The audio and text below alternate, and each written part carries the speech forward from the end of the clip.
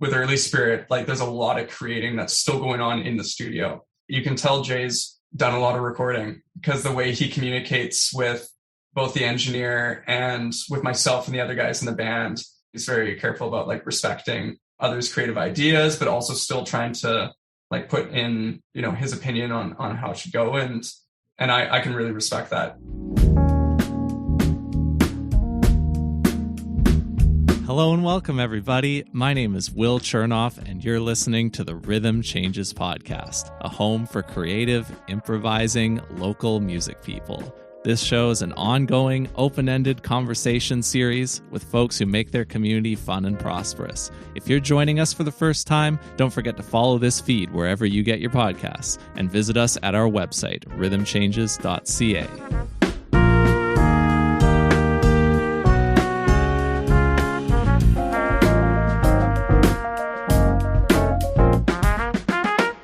Our guest today is an educator by day and a bassist by night. Currently, he teaches at an elementary school in North Vancouver, but on the musician side, in the spring of 2021, he became the newest member of a band called Early Spirit.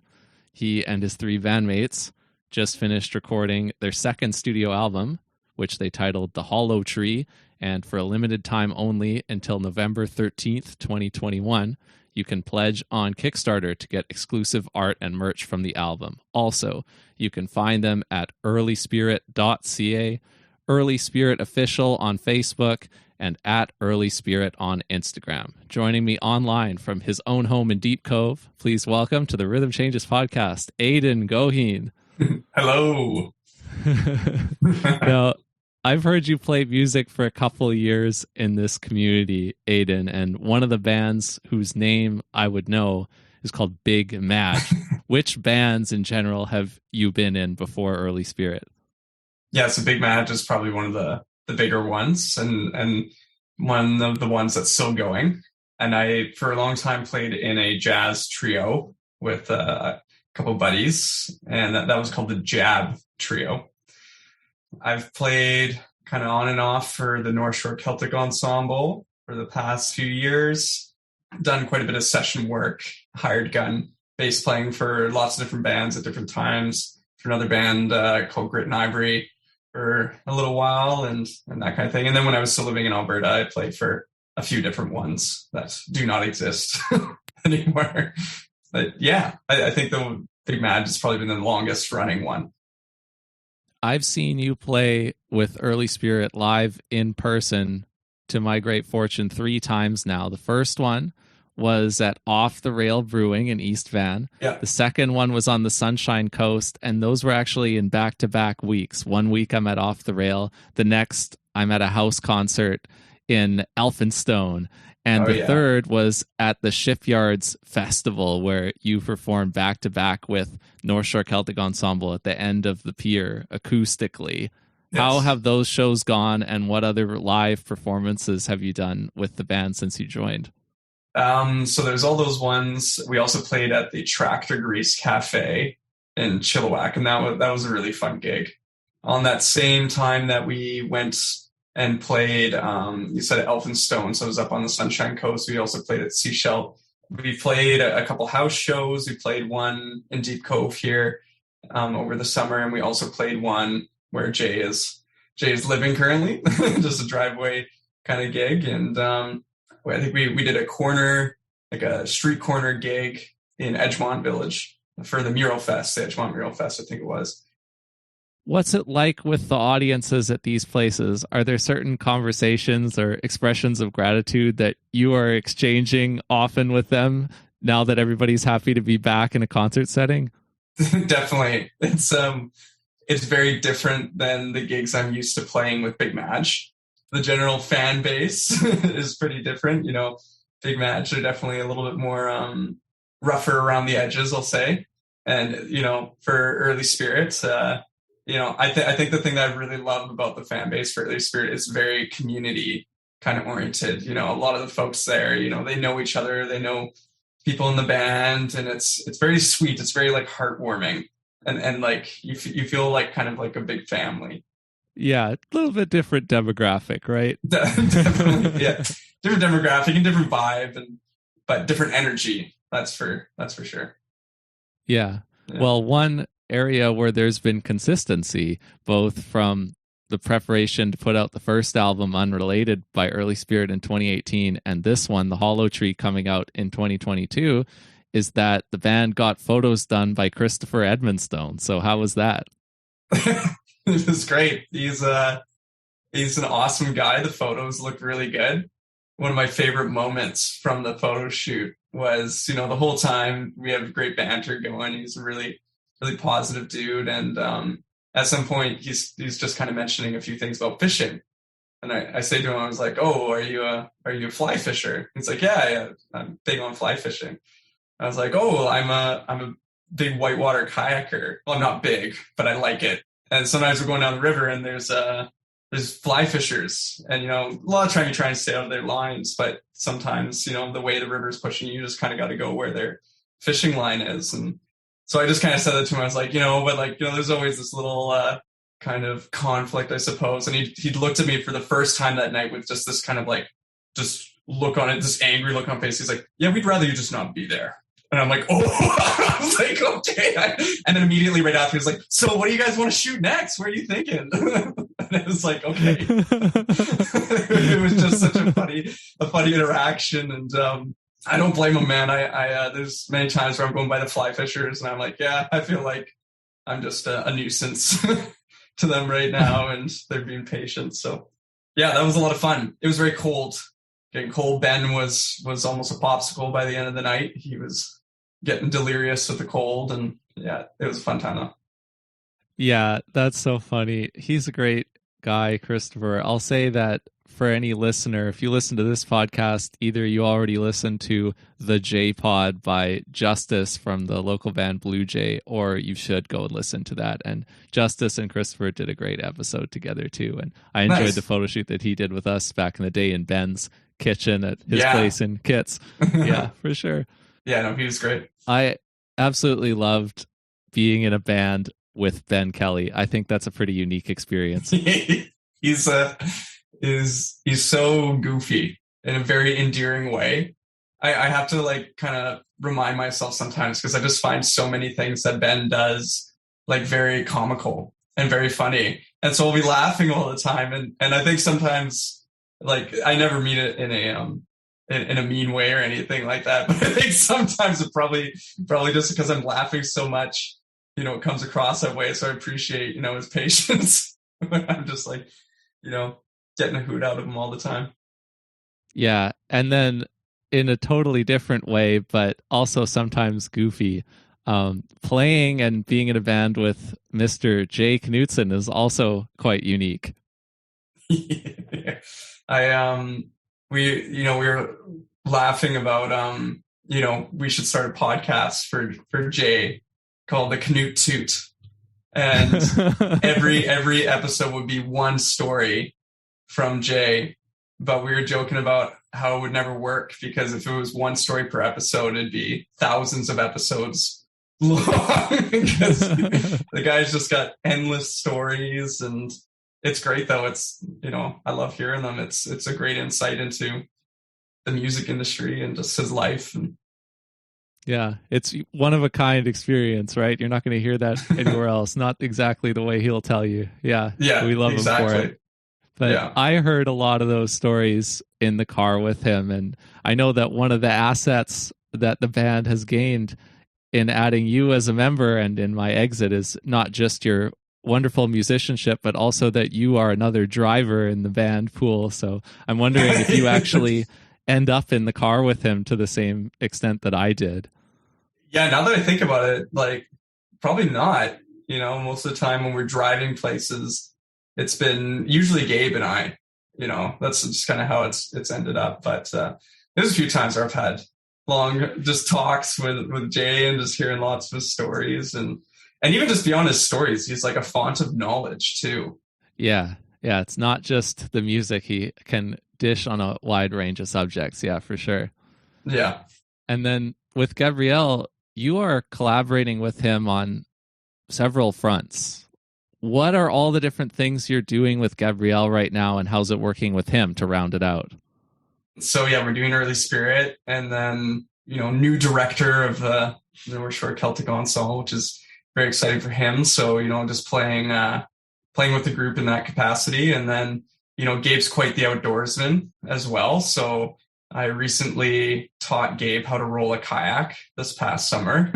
So collaborating on that front, I suppose. And he learned on his first day, which was really impressive. Not everyone gets it on their first day. So that was really cool to see. And yeah, so I guess musically it's just those two places. But, Gabe and I get along really well. We have a lot of similar interests. And, I think Gabe really imparts a really high degree of professionalism to me that I admire and respect. And I think I impart to Gabe a more casual approach to life sometimes. So it kind of works. We're fairly different in that regard, and I think we benefit each other. Yeah, so I mean, it doesn't happen too often when a former member and the current member do this exchange, and then we get to actually look at it in real time. So I mean, It would be awesome for those who are leaving bands or joining bands who are in this community and listening to just hear when a band replaces a member, what does everyone need to do to make that work really well? I think respect, for one thing. Me starting to play bass in the band after you left, I think having, the respect that we have between each other is pretty paramount there. And then I think also, respect for the heritage of the band itself, especially since, you're one of the founding members of Early Spirit. And, I'm coming into it later on. There's so much history of the band and so many, stories and things like that I learned afterwards, right? And learned throughout time, talking with the guys and everything like that, learning different stories and just, ideas and stuff. So I think just that open communication. And I think on the other guys' end, open-mindedness from a playing style point, you and I take some different routes. If they're used to years of what you're playing in the band, having that open-minded kind of thing of like, oh, okay, he's going to play some different stuff. And I've been really fortunate that those guys have been open to a lot of my ideas and what I put down. And, fortunate that I have so much respect for yourself, Will, as a bassist, that and what you'd already recorded with Early Spirit, that I can incorporate those ideas too. Man, I mean, I wanted to assist you in providing an answer to that, but I just let you go on your part of it, and I didn't help you at all, and I think you crushed that answer. I'm sorry. I think it was awesome. You just nailed that answer in a lot of ways, so now I have an easy thing to build on. But yeah, I mean, selfishly for me, I feel like it was timed really well. Like, I think a lot of the big issues with when people leave bands are there's unfinished business, so to speak, which can literally even mean like dates on the calendar and obligations that have to be fulfilled. And partially because of COVID, but also because of some good luck, we really did not have that. And I'm really lucky for that, because I think that made it so easy. So like, is that just me, or do you guys also feel like it was kind of done at the right time? Like, I think so personally, and it makes sense, it was right before the summer started kicking with gigs and everything like that. And, and I had some weeks to prepare with the group before we started playing those gigs. And, it was a good time. Because if I'm thinking about what you need, maybe you kind of need two things. Like, you need prep time, you need time to prep, like you were saying, and you also need to feel like there is some momentum. You don't want to be thrown into like the low point in the cycle, right? Because that kind of sucks if you have to roll through that and not know when the momentum is going to come back in. So if you felt like you had both those things, then I feel like it was timed pretty well. Yeah, for sure. But I mean, there's like, any decent musician can learn a set or two of tunes, pretty quickly if they're putting their mind to it. But to creatively be invested in those tunes and musically, takes a lot longer, right? You can learn them off the record and then just go and play the performance, but to actually interact with the other members and, know where you're kind of placed in the tune and everything like that, that takes a lot longer. And I fortunately had some of that time. By the time we started playing performances, I felt comfortable. Yeah. Well, then pretty soon after, you had to take part and contribute in a very large creative investment. You spent the first half of your 6 days in the studio at the end of October 2021, and then you came back 2 weeks later in early November, and now you've done 6 days in the studio. Yes. Recording this album that you're working on. And I haven't asked any of you for in great detail, or certainly not on the podcast or anything like that, about how it's gone so far. Super fun. At the end of October, we did a 3-day weekend and then another 3 days in the studio. And I would say, Ben and I were doing sort of an abstraction of that. I would say it was Gabe and Jay, especially Jay, that were in for like the real amount of time. Ben and I are putting down beds and some backgrounds and stuff here and there, but those guys are really doing a lot of the breadth of it.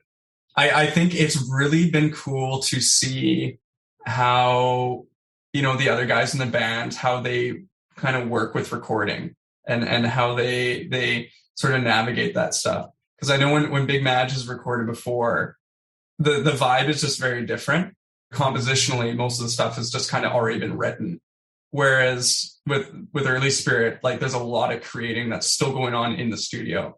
I think one of the things that I've benefited the most from is seeing how particularly Jay and Gabe communicate ideas. You can tell Jay's done a lot of recording because the way he communicates with both the engineer and with myself and the other guys in the band, he's very careful with how he talks about things. And he's very careful about like respecting, others' creative ideas, but also still trying to like put in, his opinion on how it should go. And I can really respect that. I was a little nervous at first because I recorded albums in the ska and the reggae kind of world and everything like that, and the punk kind of thing. But this is actually one of the first like big recordings I've done in the sort of traditional and Celtic and folk. I've performed in it for years, but never actually recorded an album. So I'm glad for when they're patient with me when I'm figuring out some of my stuff too. And yeah. Jay loves to create in the studio. Yeah. And I think before the album, Jay, I think, has always had the big picture of what this album would sound like and everything like that. And he'd talk about some of these things that were going to be on the album. And he'd be talking about, I'm like, really? Like, how's that going to fit in there? And then now that we've started recording some of the stuff, I'm like, oh yeah, okay, I totally understand now. And it sounds sweet. And it's kind of cool to just, have been sort of in this blissful ignorance to now seeing the big picture that, he's had with some of these tunes and the connections between them. And it's really cool. Yeah. I mean, the album is a topic for another day in some ways, but it's interesting to check in with you now.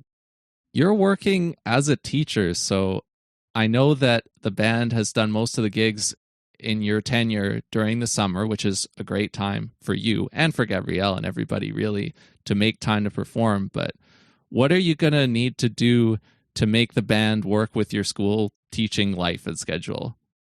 Lots and lots of sleep when I can get it. Just honestly, just keeping my head together. It's, teaching is a very busy job, and it's a lot of time outside of the actual school day that goes into preparation.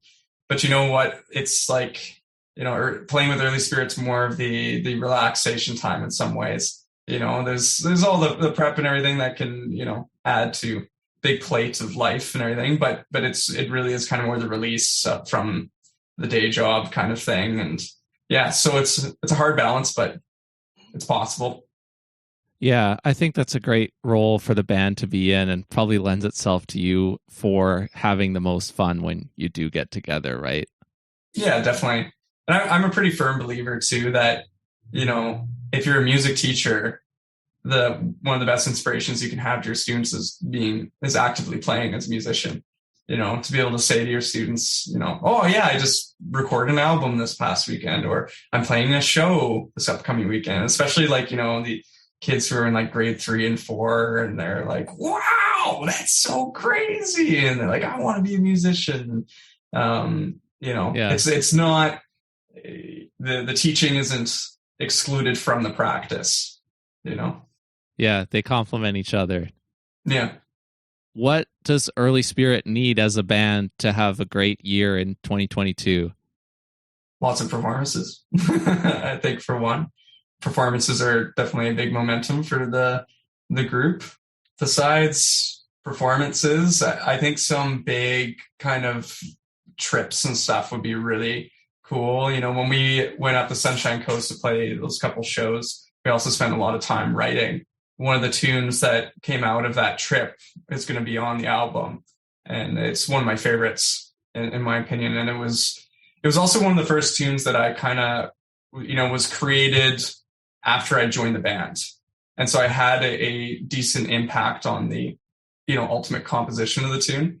And, I think having those trips is really fun, like almost like little retreats, right? Just to write, spend time with each other. That's when I really got to know a lot of the guys in the band too, on a deeper level, especially, Jay. I knew Ben and Gabe fairly well before I joined the band.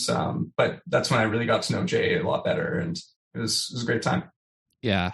It'll be exciting to see how long it takes you to fit into that, because you're right, it is a complex thing when you have these people that have such strong personalities and musical backgrounds that they're bringing to the table. And then I remember for me and Ben, us wondering all the time of how we should be fitting into that and stuff. And you're going to have your own time exploring that too. It's going to be really cool. There's a little bit of stuff up online right now to check up about it, but I think the real beauty's in the full album, and especially the connections between the tunes. And, I feel especially Jay, some of the tunes he's written for this album they're very creative. Absolutely. Now, I want to leave you off with one very important question that I have to get to the bottom of here before we go. It's a crucial question about balance in the band, because when I was in the band, there was a clear imbalance. There were 3 of us who were one type and one, Gabrielle, who was not. And I'm wondering if now that you have joined, have you come onto his side and it is now 2 against 2, or is it still 3 against 1? And that is, do you, Aidan, spend a lot of time following sports? It depends on the sport. Okay. I follow a lot of extreme sports. Like I follow a lot of like whitewater kayaking and skateboarding and stuff like that. In terms of like team competitive sports, some hockey, some basketball, but not fervently like Jay or Ben does. So I would say I'm kind of on Gabe's side. Yeah. But like maybe in the middle, I'm the weirdo, the middle weirdo. I don't know what I want. I may be poking fun at both sides. Well, I love to hear it. Thanks, Aidan, for coming on the show, and best of luck in putting out this album. Thanks, Will. Thanks for having me on. Thank you for tuning in to this episode of the Rhythm Changes podcast. If you haven't followed the feed yet, make sure you do, and think about your friends who might enjoy listening too. Tell them to search for the Rhythm Changes podcast wherever they get their podcasts. Link them to our website, rhythmchanges.ca, Facebook at Chernoff Music, or Instagram and Twitter at Rhythm Changes BC. The Rhythm Changes podcast is a Chernoff Music production.